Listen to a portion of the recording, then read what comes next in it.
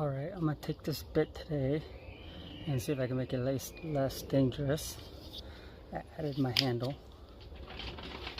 I usually run it high speed because I could overpower the drill without the handle.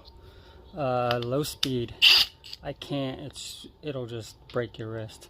So we're gonna see if we can do low speed with the handle.